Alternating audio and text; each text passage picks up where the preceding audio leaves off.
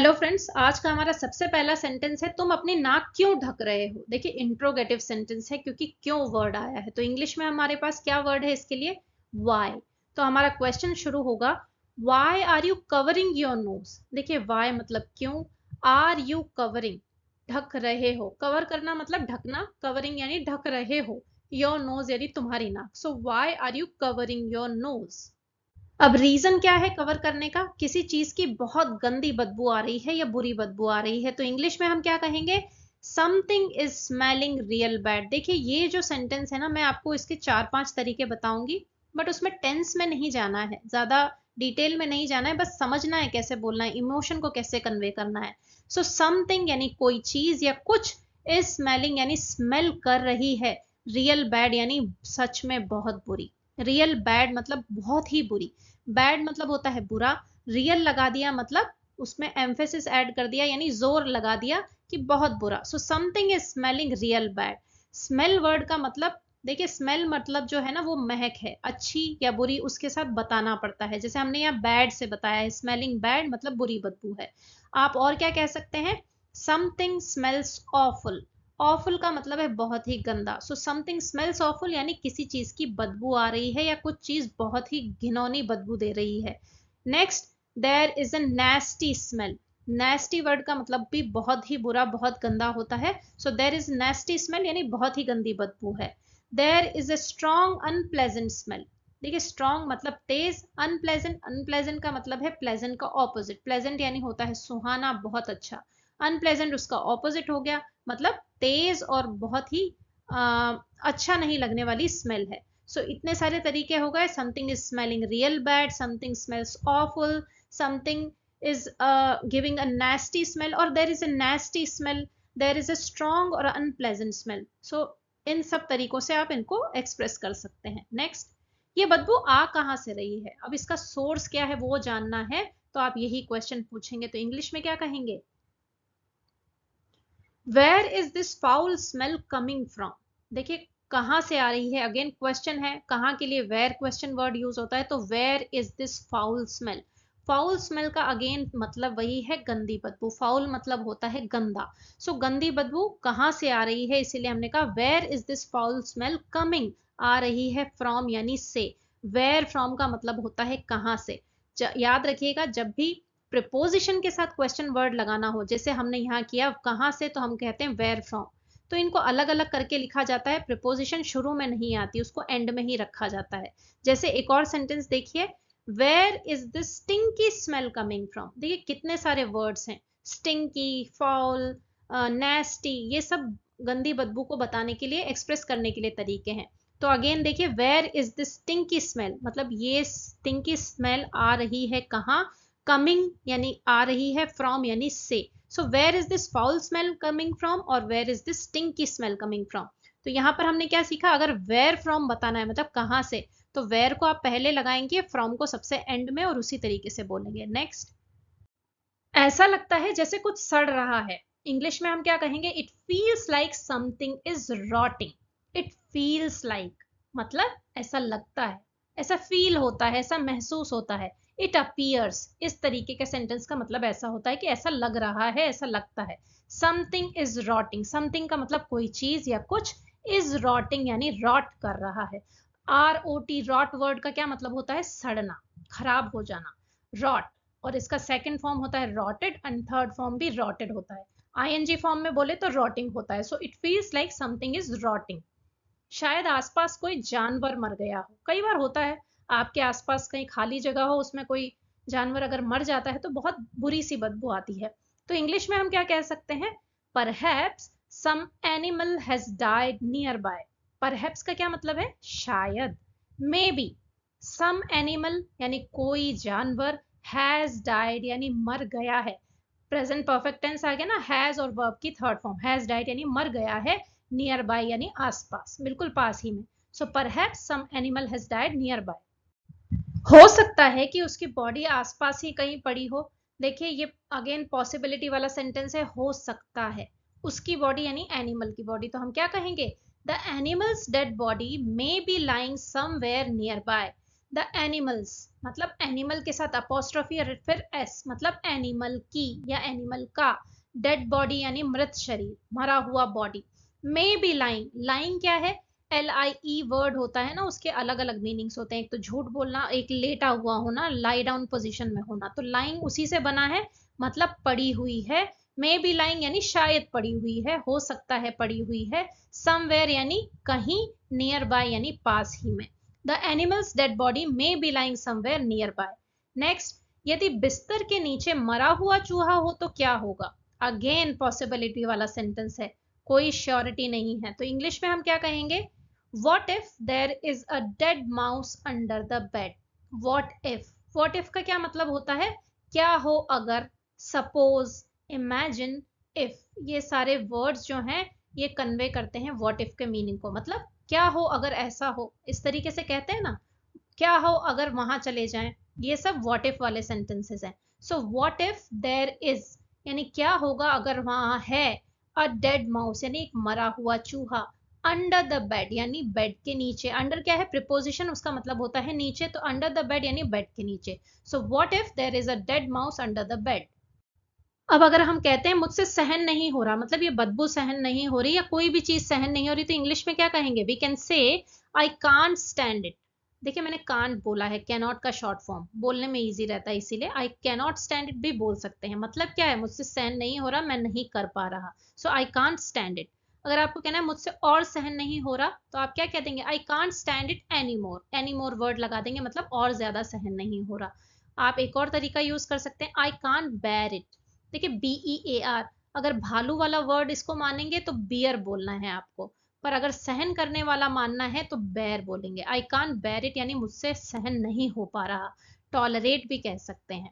Room freshener छिड़क दो या मोमबत्ती जला दो, तो इंग्लिश में हम क्या कहेंगे, स्प्रे अ रूम फ्रेशनर और लाइट अ कैंडल। देखिए स्प्रे मतलब क्या होता है, छिड़काव करना, आप कुछ भी उसके आगे लगा देंगे, मतलब कह रहे हैं कि उसको छिड़काव कर दो, हमने क्या कहा, स्प्रे अ रूम फ्रेशनर, मतलब रूम का फ्रेशनर एक स्प्रे कर दो। रूम फ्रेशनर क्या होता है, रेडीमेड मिलते हैं वो, हमारी अगर रूम में आपको स्मेल अच्छी नहीं लग रही है, स्मेल ऐड करना चाहते हैं, तो you can just spray it.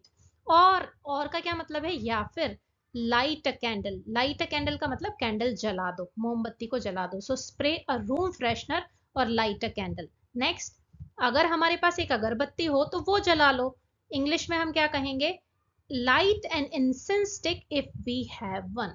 Light यानी जलाना, जैसे अभी मैंने कहा था लाइट अ कैंडल मतलब कैंडल जलाना, लाइट एन इंसेंस स्टिक मतलब होता है अगरबत्ती, तो उसको जला लो, इफ यानी अगर, वी हैव यानी हमारे पास है, वन यानी कोई या एक, light an incense stick if we have one. Next है, इतना ज्यादा भी एक्टिंग मत करो, तो देखिए मान लीजिए कई बार ऐसा होता है कि कुछ लोग इतना ज्यादा ड्रामा क्रिएट कर देते हैं किसी चीज के लिए, तो हम कहते हैं एक्टिंग मत कर यार, तो इंग्लिश में हम क्या कहेंगे, स्टॉप ओवर एक्टिंग। देखिए कितना स्मॉल सा सेंटेंस है बट बहुत ही मीनिंगफुल सेंटेंस है, स्टॉप यानी बंद करो, ओवर एक्टिंग यानी ज्यादा एक्टिंग करना, एक्ट करना आप जानते हैं, ड्रामा करना, इस तरीके से बिहेव करना जो ज्यादा है, एग्जाजरेटेड है ना, मतलब ओवर है, तो ओवर मतलब ज्यादा, सो स्टॉप ओवर एक्टिंग यानी ओवर एक्टिंग करना बंद करो, ज्यादा एक्टिंग करना बंद करो, थोड़ी समझदारी दिखाओ, तो इंग्लिश में कह सकते हैं शो सम मेच्योरिटी। ठीक है, मेच्योर वर्ड का क्या मतलब है, ऐसा पर्सन जो समझदार है, बैलेंस्ड है, उसको पता है कैसा बिहेव करना है, कैसा बोलना है, रिस्पॉन्सिबिलिटी लेता है, तो he is a mature person, so show some maturity मतलब थोड़ी समझदारी दिखाओ या मेच्योरिटी दिखाओ, so stop overacting, show some maturity. Next, मैं जानता हूं कि आपकी नाक बहुत तेज है लेकिन बदबू इतनी ज्यादा भी नहीं है, तो इंग्लिश में हम क्या कहेंगे, आई know you have a very strong sense of smell but the smell is not that bad. देखिए आई नो मतलब मैं जानता हूं, मुझे पता है, यू हैव यानी आपके पास है, अ वेरी स्ट्रॉन्ग सेंस यानी एक बहुत अच्छा sense of smell, sense of smell क्या होता है, सूंघने की शक्ति, है ना, नाक से रिलेटेड है, तो मैं जानता हूं कि आपके पास सूंघने की बहुत अच्छी शक्ति है, स्ट्रॉन्ग सेंस ऑफ स्मेल यानी तेज शक्ति है, बट द स्मेल लेकिन जो गंध है, इज नॉट यानी नहीं है, दैट बैड यानी उतनी बुरी। ठीक है, एक तो मैं कहती नॉट बैड यानी बुरी नहीं है, मैंने आगे दैट बैड लगा दिया, एम्फेसिस ऐड कर दिया, मतलब उतनी बुरी नहीं है. So I know you have a very strong sense of smell but the smell is not that bad. Next, कूड़ेदान से बदबू आ रही है, तो यह सोर्स ऑफ जो स्मेल है ना वो कूड़ेदान है, तो इंग्लिश में क्या कहेंगे? The smell is coming from our dustbin. The smell यानी गंध या जो भी स्मेल है, इज कमिंग यानी आ रही है, फ्रॉम आर डस्टबिन यानी डस्टबिन से. तो सोर्स क्या हो गया? डस्टबिन, इसीलिए हमने फ्रॉम लगाया, फ्रॉम प्रिपोजिशन है. The smell is coming from our dustbin. 3 दिन से कूड़ा उठाने कोई नहीं आया है, तो इंग्लिश में हम क्या कहेंगे? No one has come to collect the garbage for 3 days. No one यानी कोई भी नहीं, एक भी नहीं. हैज कम यानी आया है. टू कलेक्ट यानी कलेक्ट करने के लिए, इकट्ठा करने के लिए. द गार्बेज यानी कचरा या कूड़ा. फॉर 3 days यानी 3 दिन से. 3 दिन क्या हो गई? ड्यूरेशन हो गई, इसीलिए फॉर लिखा है. No one has come to collect the garbage for 3 days. जो लड़का आता था वो कहीं चला गया है, तो इंग्लिश में हम कहेंगे the boy who used to come has gone somewhere. ठीक है, द बॉय यानी लड़का, हु यूज्ड टू कम. ठीक है, एक तो हम कहते हैं कम मतलब आना, हम कह रहे हैं यूज्ड टू कम मतलब जो आया करता था. पास्ट की बात करते हैं तो यूज्ड टू का यूज किया जाता है, तो you who used to come यानी जो आया करता था. हैज गॉन यानी चला गया है, समवेयर यानी कहीं. हैज और गो की थर्ड फॉर्म है हैज गॉन. तो the boy who used to come has gone somewhere. Next, मुझे नहीं पता कि वो वापस कब आएगा, तो इंग्लिश में हम कह सकते हैं I don't know when he will be back. देखिए, आई नो मतलब मैं जानता हूं, मुझे पता है. आई डोंट नो मतलब नेगेटिव सेंस हो गया, मुझे नहीं पता, मैं नहीं जानता. व्हेन यानी कब, ही विल बी बैक यानी वो वापस आएगा. ही विल बी वो आएगा, बैक के लिए हमने क्या कहा? फिर से वापस आएगा. So he will be back. I don't know when he will be back. कूड़ादान बाहर धूप में रखा हुआ है, तो इंग्लिश में कहेंगे the trash can has been lying outside in the sun. The trash can, देखिए कैन जो होती है ना, कोई भी डब्बा जो होता है, जैसे कोक वगैरह आती है आपकी कैन में आती है. द ट्रैश कैन मतलब कचरे का डब्बा. हैज बीन लाइंग यानी पड़ा हुआ है. देखिए हैज बीन लग गया ना, इसका मतलब पास्ट से प्रेजेंट मोमेंट तक पड़ा ही हुआ है, रखा ही हुआ है. ये आपका क्लू है समझने के लिए. हैज बिन लाइंग यानी पड़ा हुआ है या रखा हुआ है. आउटसाइड यानी बाहर. इन द सन यानी सन में, सनलाइट में या धूप में. So the trash can has been lying outside in the sun. कूड़ा सड़ना शुरू हो गया है, इसीलिए बदबू आ रही है. देखिए सनलाइट अगर कचरे पे पड़ती है तो वो सड़ना शुरू हो जाता है, गलना शुरू हो जाता है, इसीलिए बदबू आ रही है. वही सेंटेंस है. तो इंग्लिश में हम क्या कहेंगे? द गार्बेज और trash has started decomposing which is why it is smelling. ठीक है, द गार्बेज, गार्बेज का मतलब होता है कचरा. उस कचरे को आप ट्रैश भी कह सकते हैं, मतलब जो यूजलेस है, ट्रैश है, वही ट्रैश होता है कूड़ा. गार्बेज और ट्रैश. सो द गार्बेज और trash has started decomposing. Present perfect tense का सेंटेंस हो गया. हैज स्टार्टेड यानी शुरू हो गया है. डीकम्पोजिंग यानी डीकम्पोज होना. डीकम्पोज वर्ड का क्या मतलब है अभी मैं बताऊंगी. Which is why, which is why का क्या मतलब है? ड्यू टू दिस रीजन, है ना. Due to this, that is why, ये मतलब है. विच इज वाई यानी इस वजह से. इट इज स्मेलिंग यानी ये स्मेल कर रहा है. अब डीकम्पोज वर्ड का मतलब होता है सड़ना या गलना. आप कचरा कभी भी डालेंगे ना तो हमेशा वो डीकम्पोज होता है. बायोडिग्रेडेबल वेस्ट जिसे कहा जाता है, जो चीज सड़ जाए, गल जाए, जैसे अपने वेजिटेबल्स या फ्रूट्स के छिलके होते हैं वो डीकम्पोज होते हैं, तो वही कहा गया है. तो सेंटेंस हुआ द गार्बेज और trash has started decomposing which is why it is smelling. मैंने सोचा था कि मैं खुद कूड़े को लैंडफिल में लेकर जाऊं और फेंक आऊं. इंग्लिश में हम क्या कह सकते हैं? I thought of taking the garbage to the landfill myself and throwing it away. देखिए आई थॉट, ये थोड़ा सा लंबा सेंटेंस है बट आप परेशान मत होइए, बिल्कुल इजीली मैं समझा देती हूँ. आई थॉट सिंपल पास्ट का सेंटेंस. आई थॉट मैंने सोचा था. ऑफ टेकिंग ले जाने का. टेकिंग का क्या मतलब है? टेक वर्ड का आईएनजी फॉर्म, मतलब ले जाने का सोचा था. ठीक है ना, ऑन गोइंग प्रोसेस की बात कर रहे हैं इसीलिए आईएनजी लगा दिया. आई थॉट ऑफ टेकिंग मैंने ले जाने का सोचा. क्या? द गार्बेज यानी कचरा या कूड़ा. कहां पर? टू द लैंडफिल यानी कूड़े डालने वाली जगह. लैंडफिल का क्या मतलब होता है? देखिए आपके सिटी में या आपके टाउन में या विलेज में कोई ऐसी जगह जरूर होगी जहां पूरे शहर का कचरा डाला जाता होगा. That is called landfill. मतलब एम्प्टी स्पेस रहेगा, वहां जाकर जो कूड़ा कचरा होता है वो डाल दिया जाता है, ठीक है। So I thought of taking the garbage to the landfill myself, यानी माई सेल्फ का क्या मतलब, खुद से ही, एंड और throwing it away, and I thought of throwing it away. Throw away का क्या मतलब होता है, किसी चीज को फेंक देना। अब मैंने क्या सोचा, थ्रोइंग इट अवे यानी throwing the garbage away, it जो है गार्बेज को बता रहा है, तो मैंने ये सोचा कि लैंडफिल पे खुद ले जाऊं और वहां फेंक दूं, इसीलिए हमने कहा throwing it away. So I thought of taking the garbage to the landfill myself and throwing it away. जब मैंने कूड़ेदान का ढक्कन खोला तो मैंने देखा कि अंदर कीड़े रेंग रहे थे। कई बार कचरा अगर बहुत दिन तक पड़ा रह जाए और सनलाइट उसके ऊपर आ रही है तो ऐसा ही होता है। इंग्लिश में हम क्या कह सकते हैं इस सिचुएशन को, When I opened the trash can lid, I saw maggots crawling inside. देखिए पिक्चर में you can see the maggots, ठीक है ना, this is how they look. So when I opened यानी जब मैंने ओपन किया था, I opened simple past का सेंटेंस हो गया, मैंने ओपन किया था। the trash can यानी ट्रैश कैन, ट्रैश कैन का क्या मतलब होता है, कचरे का डब्बा, ठीक है। लिड, ट्रैश कैन लिड का मतलब ट्रैश कैन के लिड को, लिड क्या होता है, ढक्कन। कोई बड़ी चीज हुई उसका ढक्कन है तो लिड कहेंगे, छोटी चीज हुई तो कैप कहते हैं। So when I open the trash can lid I saw, मैंने देखा, मैगट्स यानी इस तरीके के कीड़े, क्रॉलिंग इनसाइड, क्रॉल वर्ड का क्या मतलब होता है, टू क्रॉल यानी रेंगना, ठीक है ना। जैसे स्नेक जो होता है वो क्रॉल करता है, ये कैटरपिलर्स मैगट्स सब क्रॉल करते हैं, रेंगते हैं। So I saw maggots crawling inside यानी मैंने उन्हें मैगट्स को अंदर रेंगते हुए देखा। So when I open the trash can lid I saw maggots crawling inside. उन्हें देखते ही मुझे उबकाई आने लगी। कई बार होता है ऐसी चीज देख लेते हैं तो हमारा मन खराब हो जाता है, तो हम क्या कहते हैं, I felt nauseated as soon as I saw them. I felt again simple past का सेंटेंस बन गया, आई फेल्ट यानी मुझे लगा था, मुझे महसूस होने लगा था। नॉजिएटेड, नॉजिया वर्ड आपने सुना होगा, उसका मतलब होता है वॉमिटिंग के जैसा, मतलब आपको ऐसा एक्सपीरियंस हो रहा है जिससे आपको लगेगा कि वॉमिट आ रही है, तो दैट इज नॉजिया। नॉजिएटेड मतलब मुझे नॉजिया के जैसे आने लगा, मुझे उबकाई सी आने लगी।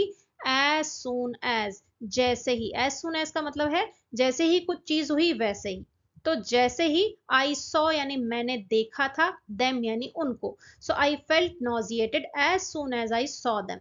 नेक्स्ट, और बाद में मुझे इसे छूने का मन नहीं हुआ, मतलब ट्रैश कैन को छूने का भी मन नहीं हुआ, तो इंग्लिश में क्या कहेंगे, and I did not feel like touching it afterward. And मतलब और, I did not feel like, देखिए अगर मैं कहती हूँ आई फील लाइक मतलब मुझे ऐसा करने का मन कर रहा है, अगर मैं कहती हूँ I did not feel like मतलब मुझे ऐसा करने का मन नहीं हुआ, मुझे मन ही नहीं किया। टचिंग इट यानी इसे छूने का, आफ्टरवर्ड, आफ्टरवर्ड का मतलब होता है बाद में, लेटर ऑन, सब्सिक्वेंटली यानी किसी चीज के होने के बाद, आफ्टरवर्ड यानी बाद में।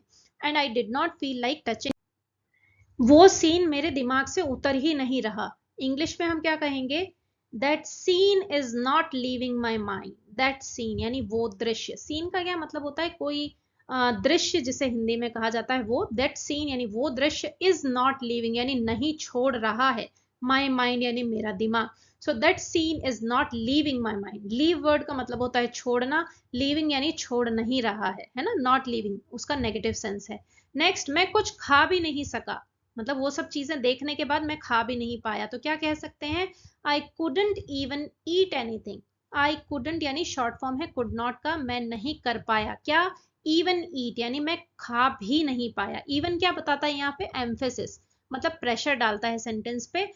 ईट होता है खाना, इवन ईट यानी खा भी नहीं पाया, वो वाला सेंस। एनीथिंग यानी कुछ भी, so I couldn't even eat anything. Next, मेरे मन में बार बार वही ख्याल आता रहता है। इंग्लिश में क्या कह सकते हैं, आई keep having the same thought over and over again. I keep having मतलब आते रह रहा है, मेरे दिमाग में आ रहा है, इसीलिए हमने आई कीप हैविंग कहा है। टू कीप हैविंग समथिंग मतलब किसी चीज का बार बार आना या होना। So I keep having the same thought मतलब सेम विचार मेरे पास आते रहता है। Over and over again, again होता है बार बार, ओवर एंड ओवर अगेन यानी बार बार आते ही रहता है एक के बाद एक, so over and over again, I keep having the same thought over and over again. ये था आज का हमारा लेसन, आई होप आपको बहुत पसंद आया होगा। प्रैक्टिस करिए, लाइक कर दीजिए, जल्दी से सब्सक्राइब कर दीजिए मिलते हैं नेक्स्ट लेसन में जल्दी ही, तब तक के लिए नमस्कार, थैंक यू।